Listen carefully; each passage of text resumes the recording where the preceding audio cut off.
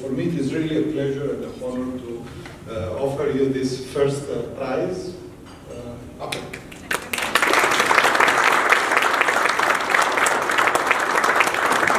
2025 թվականի ապրիլի 3-ին տեղի ունեցավ Եվրասիա համագործակցություն հիմնադրամի ամենամյա լրագրողական 8-րդ մրցանակաբաշխությունը։ Ամեն տարի այս միջոցառումը մեկ հարկի տակ է հավաքում տարբեր ոլորտներում աշխատող լրագրողների, ովքեր միավորվում են մեկ գաղափարի շուրջ։ Նպատակը անփոփոխ է՝ խրախուսել խաղաղ համակեցության եւ բազմազանության վերաբերյալ նրբանկատ լուսաբանումը, որը կնպաստի փոքրամասնություն կազմող համայնքների նկատմամբ հասարակության հանդուրժողական եւ հարգալից վերաբերմունքի ձևավորումը։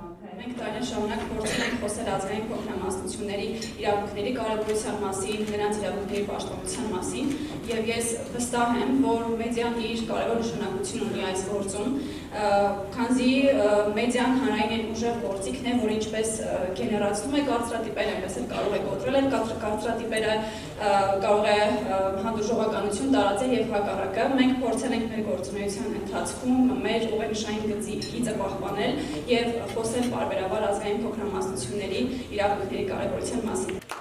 Այս տարի ավելի քան 40 նյութերից ընտրող հանձնաժողովն առանձնացրել էր մի քանիսը, որոնց հեղինակները պարգևատրվեցին դրամական եւ խրախոսական մրցանակներով։ Խիրատ մեդիան իր եզդիական համայնքը եւ թիմերում նրանց մասնակցության մարտահրավերները տեսանյութի համար արժանացավ առաջին մրցանակի։ Մրցանակաբաշխությունը կազմակերպվել է Եվրասիա համագործակցություն հիմնադրամի կողմից կրոնական ազգային պատկանելիության հիմքով հանդուրժողականության եւ խաղաղ համակեցության լրագրողական ամենամյա մրցույթն է, որին մենք այս տարի եւս մասնակցեցինք, Խիրատ մեդիան այս տարի եւս մասնակցեց եւ այս տարի մեր կողմից պատրաստված լրագրողական նյութը արժանացավ առաջին մրցանակի, ինչը շատ պարտավորեցնող է,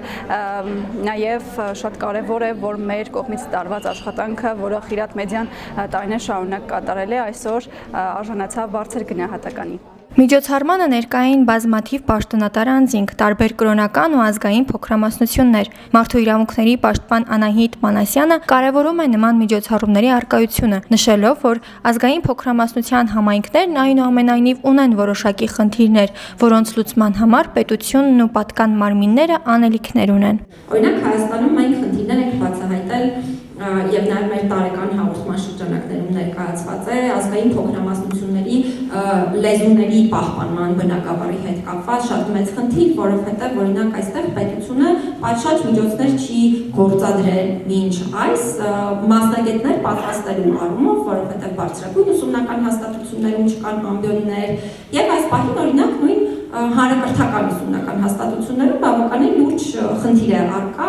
ազգային փոքրամասնությունների լեզուների դասավանդման առումով եւ պարզապես նշել, որ վայ հանկարծակի խնդիր է առաջացել եւ կփորձենք լուծել չի կարելի, որովհետեւ ի սկզբանե պետությունը ունեցել է պարտավորություն այդ խնդիրներով զբաղվելու եւ ուրախ եմ իհարկե, որ հիմա շատ ավելի մեծ ուշադրություն է դարձվում պետության կողմից ազգային փոքրամասնությունների, կրոնական փոքրամասնությունների հետ կապված հարցերին, բայց շատ ավելի շուտապույտ եւ համակարգային լուծումներ են պետք։ Եզդիական համայնքին առնչվող նյութերն այսքանով չէին ավարտվում։ Համլետ Սմոյանը թլիկ ուրվականների գյուղ նյութի համար պարգևատրվեց խրախոսական մրցանակով։ Շնորհակալություն հատուկ Եվրասիային, որտեղ այն աշխատանքը, որը կատարել է եզդիական համայնքի եւ առհասարակ